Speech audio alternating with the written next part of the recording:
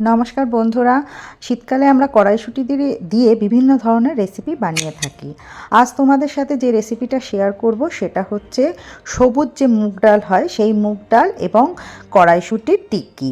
এই রেসিপিটা ভীষণই হেলদি এবং খুব তাড়াতাড়ি সহজেই বানিয়ে ফেলা যায়। এই রেসিপিটা বানানোর জন্য সবুজ মুগ ডাল লাগবে আর লাগবে কড়াইশুঁটি, দুটি সমান পরিমাণে নিয়ে নিয়েছি। এছাড়া নিয়েছি চিনেবাদাম আর হচ্ছে আদা আর কাঁচা লঙ্কা। এটার আমি একটা মিশ্রণ বানাবো, তবে মিশ্রণটা একদম স্মুথ হবে না, একটু দানা দানা মতো থাকবে।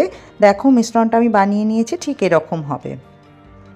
এবার মিশ্রণটাকে আমি একটা বাটিতে নিয়ে নিলাম। মিশ্রণটা একদম সবুজ রঙের হবে, কি সুন্দর দেখতে।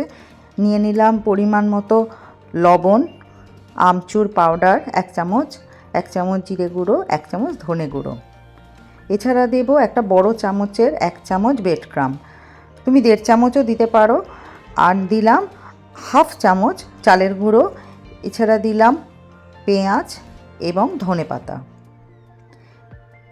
আর দেব 1 চামচ সাদা তেল। এবার ভালো করে মিশ্রণটিকে মাখিয়ে নেব। ভালো করে মাখিয়ে নিতে হবে। এই রেসিপিটা খুবই হেলদি। আমরা তো ভীষণ এখন শরীর সচেতন, তাই না? তার জন্য এই রেসিপিটা যারা খেতে চাও অবশ্যই বানাবে।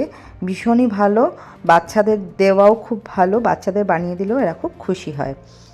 এইভাবে আমরা এবার মিশ্রণটিকে গোল গোল করে টিক্কির আকারে বানিয়ে নেব। এইরকম শেপ দিলাম আমি টিক্কির।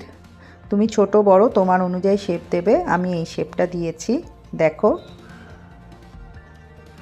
আস্তে আস্তে করে আমি টিক্কিগুলোকে ঠিক সেম ওয়েতে একদম এরকমভাবে বানিয়ে ফেলবো। এবার যেটা করব সেটা হচ্ছে একটা প্লেটে সাদা তিল নিয়ে নিয়েছি। এই টিক্কিগুলোকে সাদা তিল দিয়ে কোটিং করে নেব। কিভাবে করব দেখো, ঠিক এইভাবে করব। সাদা তিল দিলে এর ফ্লেভারটা আরও বেড়ে যায় এবং খেতেও ভালো হয়, দেখতেও খুব সুন্দর হয়। আমি আস্তে আস্তে করে টিক্কিগুলোকে এভাবে সাদা তিলের কোটিং করে প্লেটে রেখে দেবো, ঠিক এভাবে। হ্যাঁ, একদম মোটামুটি আমার টিক্কিগুলো বানানো হয়ে গেছে, দেখো কি সুন্দর দেখতে হয়েছে। এবার একদম অল্প তেলে এটাকে আমি শ্যালো ফ্রাই করে নেব। 2 চামচ সাদা তেল দিলাম, তোমরা ঘিও দিতে পারো। আমি এখানে সাদা তেল দিয়েছি, ঘি দিলেও এই টিক্কিগুলোর টেস্ট আরও ভালো হয়। গ্যাসের ফ্লেমটা একদম স্লো করে দিলাম দেওয়ার সময়। তারপর আমি এটাকে মিডিয়াম করে আস্তে আস্তে করে ফ্রাই করব। মিডিয়াম আঁচে করব, বেশি হাই ফ্লেম দেব না।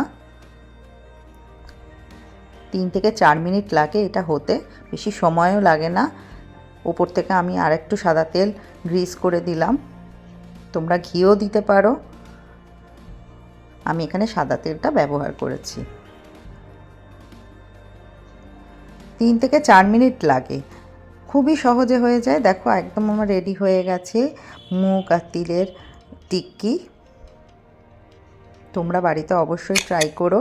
আর যদি এই রেসিপিটা ভালো লাগে তাহলে একটা লাইক দিও আর কমেন্ট করো।